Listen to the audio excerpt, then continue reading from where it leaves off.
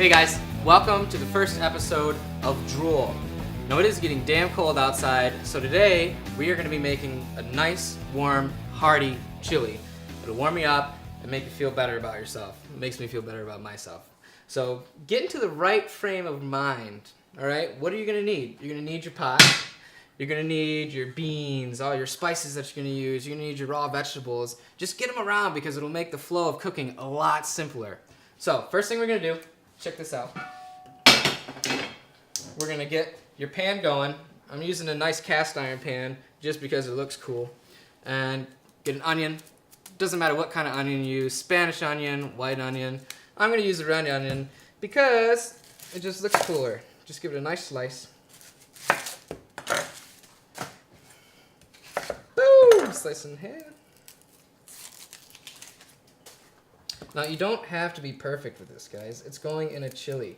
Chili is meant to be chunky and have a bunch of nibbly bits.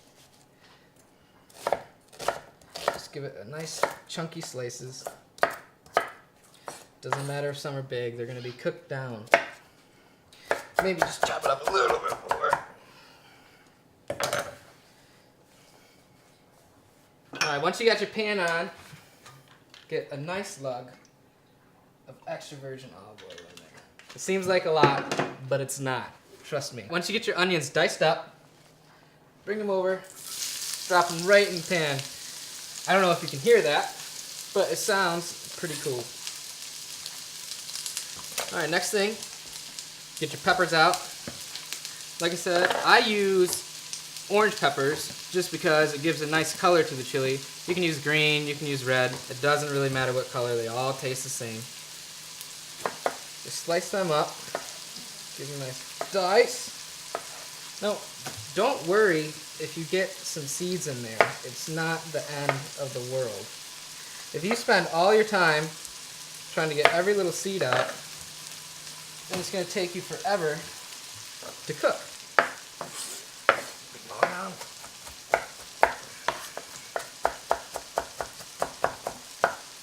Just give it a nice chop up. Here. Bring your peppers in with your onions.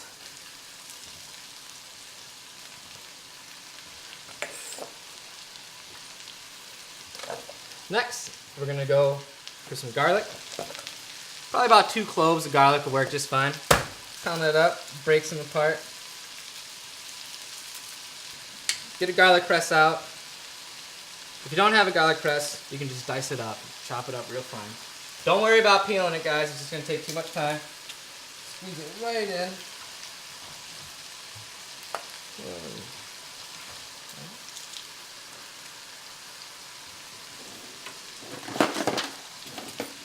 Alright, once you get that all sliced up, toss that in.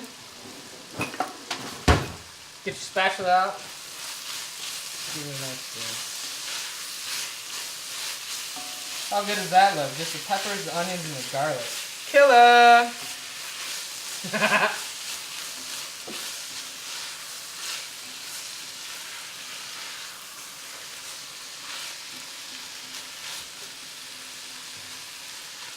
Follow me over here. Next thing we're going to put in is our ground beef. Now I get all our beef and pork from Masco Homestead Farms right in Western New York. And I'm going to put a link to their Facebook page in here, so you guys go sure and give them a like and buy some of their meats, because seriously, it's some of the best meat that you will ever put in your mouth. Come on over here.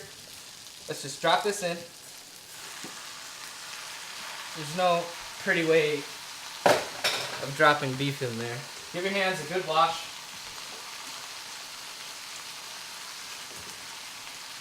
So you're touching raw meat, and you don't want to spread that anywhere.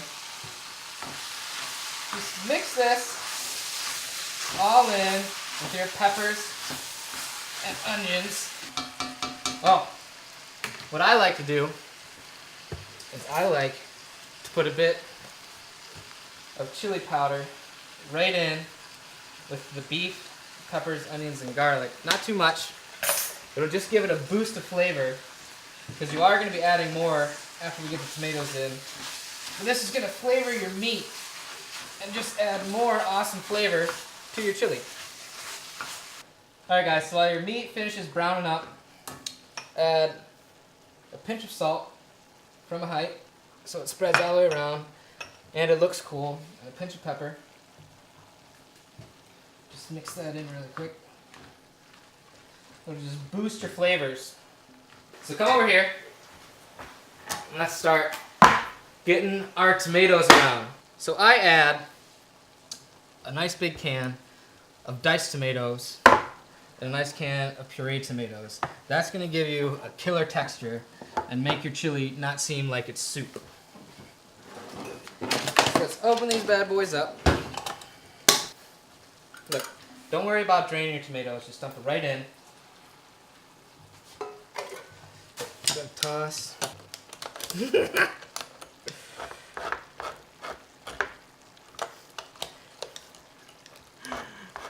Down with this can opener! This won't work for me. Get your pureed tomatoes in there. Get it all out. Give that a toss. Mix this up. Now you'll notice that I did not drain the fat from my meat. And why didn't I do that? Because fat is flavor. Alright, leave that on here. We're gonna start. Leave that on here. What does that even mean? That's not fun. We're gonna start adding our spices. First things first, my family loves smoked paprika. A little bit goes a long way. My mom will tell you this every time that you go to cook with it. So we're just gonna add 1 tablespoon. Doesn't have to be perfect. Just get it close. Drop it in there. Also, my family is not a huge fan of heat. Now this is chipotle pepper. Extremely awesome. Super good. Add another tablespoon of that. It won't make it spicy. It'll just give it like a, hey, I'm here. Taste me. Next is the chili powder. So we're gonna add a nice heaped tablespoon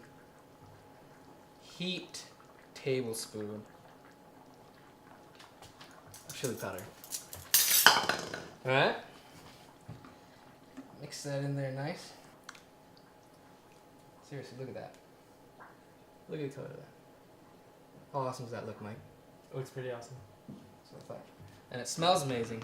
One day someone will invent smell-o-vision and you'll be able to smell on the cooking channels and it'll make you really hungry.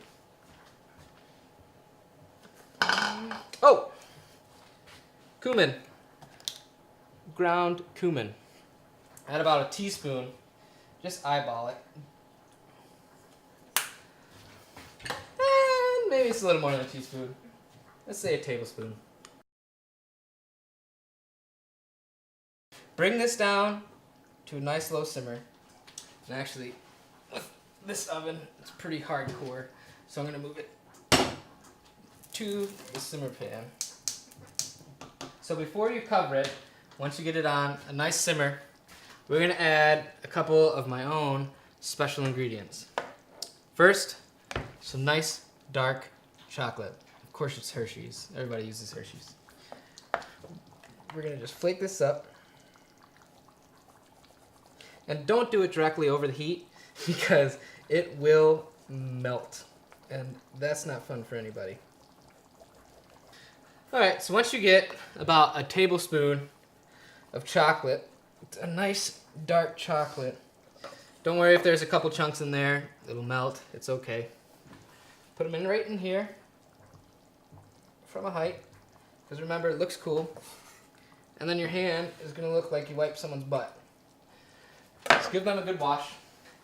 After you give your hands a good wash, secret ingredient number 2, cinnamon stick. Just bust this in half. Wah! And plop them right in.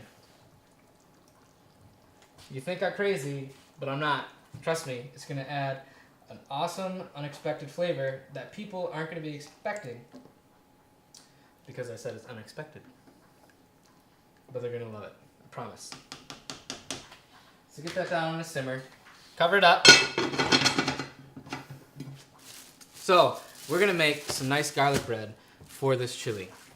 So get your oven at about 350. Get that heated up while we're getting all this bread cut up. So get your bread out. Leave the pan dry. Don't spray it, don't put any oil on it, or else your bread's gonna stick. Trust me, it happens. So get your knife. We're just gonna do nice slits with this bread.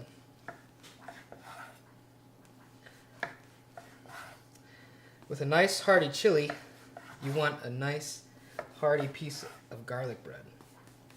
You can do cornbread, you can pretty much do anything you want, but you're gonna wanna have something there to soak up all the juices that are left in your chili bowl.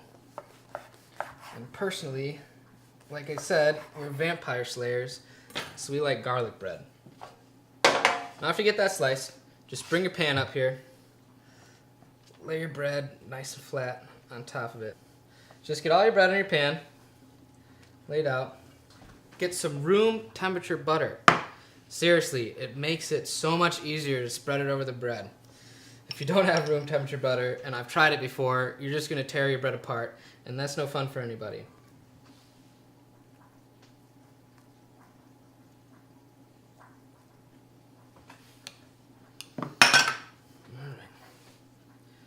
Pinch of salt from a height so it evenly spreads all across each piece of bread. Pinch of pepper from a height. Doesn't it look cooler when you do it from a height? I think so. Alright, once you get your salt and pepper on your bread, get some garlic cloves.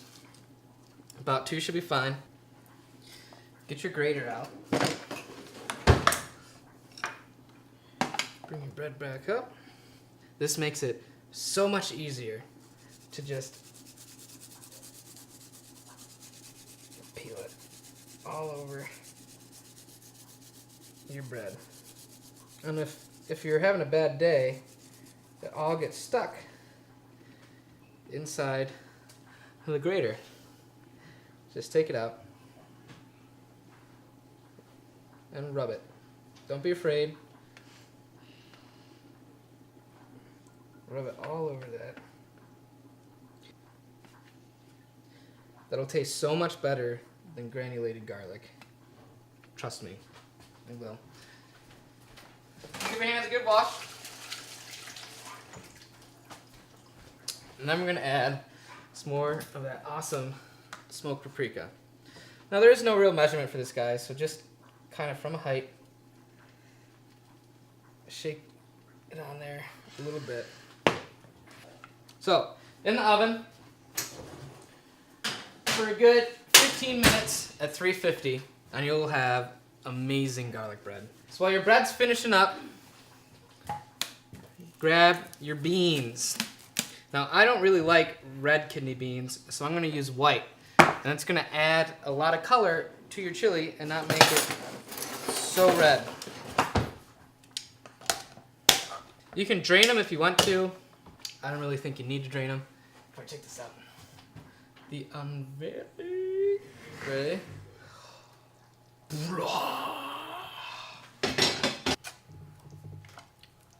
Like I said, you can drain them if you want.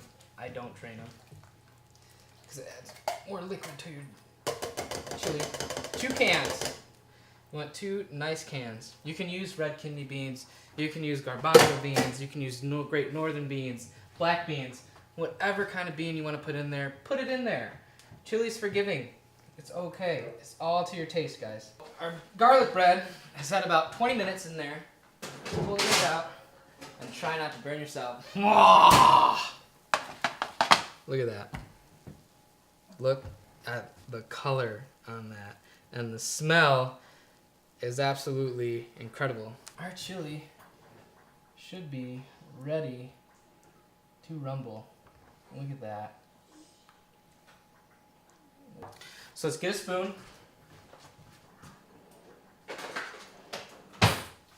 Come back over. And just get a nice rounded tablespoon of sour cream on top of there. Just like that. Let's get some fresh cilantro, because when you think chili, you think Mexican.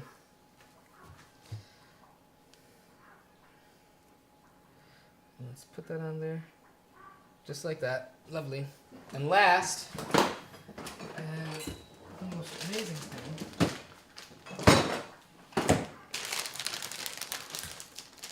is some nice cheddar cheese. Just sprinkle around the sides. Like that. You don't need too much because you're not having cheese soup. And there you go. Seriously, look how good that looks. Best part is, you know, the spoon. You get to dive right in and try not to burn yourself.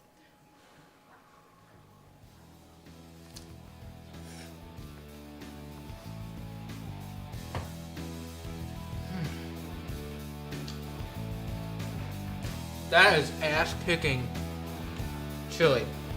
Alright guys, thank you for watching the first episode of Drool. And remember to like our Facebook page, subscribe to our YouTube channel, give Masco Homestead Farms a like, and check out their meat. Seriously guys, so good. I'll have the link right in the information on here. And remember, you seriously can make food that makes people drool.